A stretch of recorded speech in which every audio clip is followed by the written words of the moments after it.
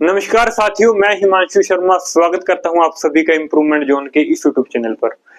A historic strategic and one of the biggest partnership with USA, actually a joint space mission of India and the United States of America, that name is NISAR space mission, has launched on 30th of July 2025।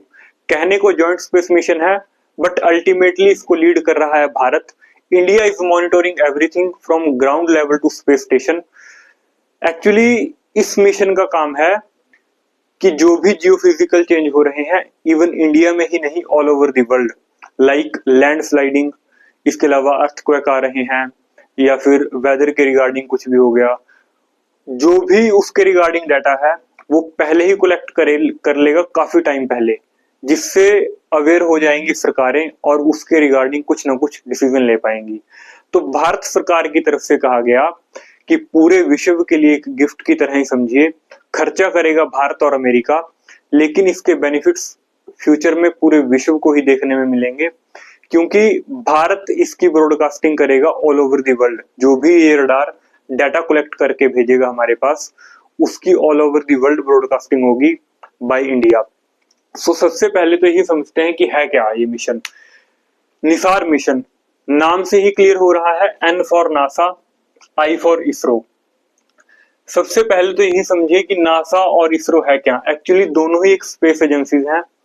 Difference इतना सा है कि NASA America की agency है और इसरो भारत की। NASA की full form है national aeronautics and space administration. इसकी एस्टेब्लिशमेंट हुई थी 1958 में। इसके सक्सेसफुल जो प्रोजेक्ट थे, फर्स्ट था अपोलो 16, जो कि 1969 में लॉन्च किया गया था मून के ऊपर। फर्स्ट पर्सन जिन्होंने मून पर लैंड किया, नील आर्मस्ट्रॉन्ग।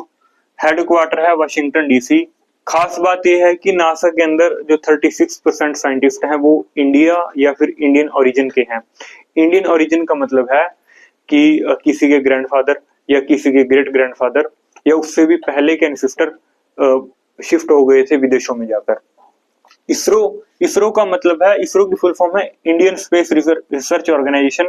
एक्चुअली इससे पहले भी एक ऑर्गेनाइजेशन थी जिसका नाम था इंकोस्पार। 1962 में इसकी एस्टेब्लिशमेंट हुई थी। इसको रिप्लेस करके 15 अगस्त 1969 में इसरो बनाया गया। इसका हेडक्वार्टर है बेंगलुरु।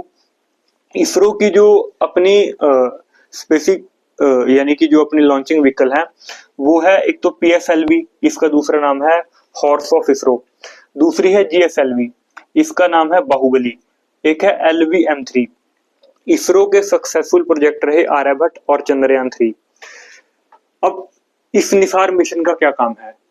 देखिए, जो भी एक्टिविटीज हो रही हैं सरफेस के ऊपर और अंडर द सरफेस, उसको डिटेक्ट करने का काम करेगा ये रडार। इसका नाम है synthetic aperture radar. Synthetic aperture एक टेक्नोलॉजी है जो कि इस मिशन के अंदर यूज की गई है। रडार का मतलब कैप्चर करना।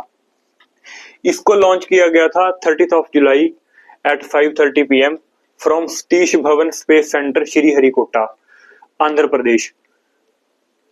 ये एक मतलब लॉन्चिंग साइट है भारत की, इसरो की।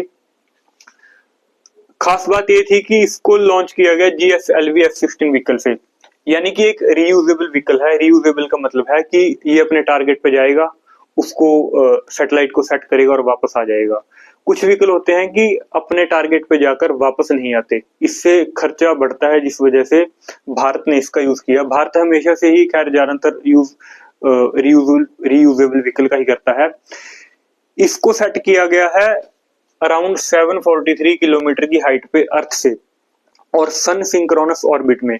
सन सिंक्रोनस ऑर्बिट का मतलब है, ऑर्बिट का मतलब ये होता है कि जिस तरह हमारे यहाँ पर रोड है, यानी कि रास्ता है एक, ठीक है, रास्ते बने हुए हैं, रोड है, इसी तरह स्पेस के रास्ते को कहा जाता है साइंस की वर्डिंग में ऑर्बिट, यानी कि एक इमेजिनरी पाथ आप समझ सकते हैं। एक ऑर्बिट है जिसका नाम है सन सिंक्रोनस ऑर्बिट। सन सिंक्रोनस ऑर्बिट में इसको सेट किया गया है, इस निसार मिशन को। अब खास बात इसकी रही, इसको ऐतिहासिक इसलिए कहा जा रहा है क्योंकि इसके अंदर 2 बैंड का यूज किया गया है। 2 बैंड, यानी कि अब तक जो भी स्पेस मिशन भेजेगी उनके अंदर सिंगल बैंड का यूज होता था।